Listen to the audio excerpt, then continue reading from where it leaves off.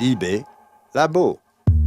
Aujourd'hui, peut-être que va commencer véritablement la lepénisation des esprits. Je m'explique. Si on prend un petit peu les enquêtes quantitatives qui ont été faites sur l'électorat du Front National, ce qu'on constate, c'est que dans toutes les années 90, éventuellement début des années 2000, selon les élections, il y a entre 40 et 60% de l'électorat qui vote Front National, qui ne veut pas que le Front National accède au pouvoir. Pour deux raisons, c'est que d'une part, il considère qu'il représente un danger pour la démocratie, et d'autre part que Jean-Marie Le Pen n'avait pas l'étoffe, on va parler au passé maintenant, d'un chef d'État. Je suis pas sûr véritablement qu'il y avait une lepénisation des esprits, en ce sens que ces problématiques n'étaient pas forcément légitimes au sein de l'électorat.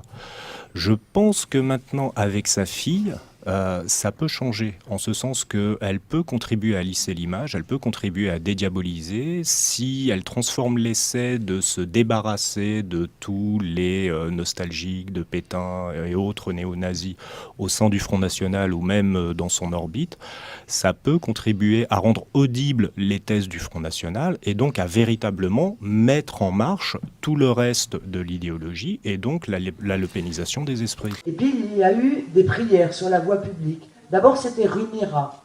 Et maintenant il y a 10 ou 15 endroits où, de manière régulière, un certain nombre de personnes viennent pour accaparer les territoires.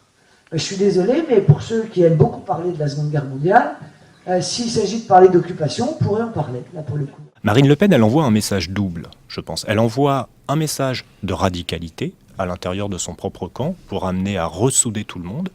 Et en même temps, lorsqu'elle fait allusion à la Seconde Guerre mondiale, c'est pas du tout sur des questions de négationnisme, c'est pas pour dire que la présence allemande n'a pas été si inhumaine comme ce que faisait son père, mais c'est tout simplement pour dire, c'est pour envoyer un message qui est audible au-delà du Front National. Et donc, ça peut contribuer à briser le cordon sanitaire qui est autour du Front National et que finalement, Le Pen s'attelait à reconstruire à chaque fois par ses provocations.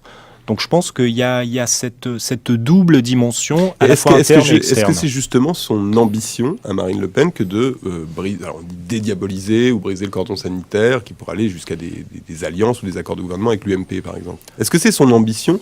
Est-ce qu'on peut le savoir au jour d'aujourd'hui ou pas? Moi, je peux faire que des hypothèses à ce niveau-là. C'est déjà beaucoup. Oui, c'est déjà pas mal. Mais je prends, moi, j'ai commencé il y a une bonne dizaine d'années à faire du terrain au sein du Front National. Et je me souviens, il y a à la fin des années 90, au début des années 2000, lorsque j'interviewais des gens de la génération de Marine Le Pen qui avaient des responsabilités au sein du Front National ou qui ambitionnaient d'en avoir, déjà, mais quasiment tous, ils se plaignaient des provocations de Jean-Marie Le Pen. Tous. Moi, j'ai repris mes entretiens de l'époque. C'est assez étonnant et c'est quelque chose que je n'avais pas vraiment pointé à l'époque. Et donc, il me disait dans les entretiens, mais tant qu'il fera ce genre de provocation, on n'arrivera jamais au pouvoir. Et je pense que ça s'est traduit véritablement, et ce qui a été un traumatisme pour eux en 2002. C'est-à-dire que 2002, Le Pen arrive au deuxième tour, c'est une victoire en soi, mais il y a une telle mobilisation pour le deuxième tour qui se fait autour de Jacques Chirac que finalement, il réalise, là moi j'ai eu des entretiens, il réalise avec plein de dépit, on ne sera jamais au pouvoir. On ne sera jamais au pouvoir dans ces conditions avec ce type de provocation. Il faut changer.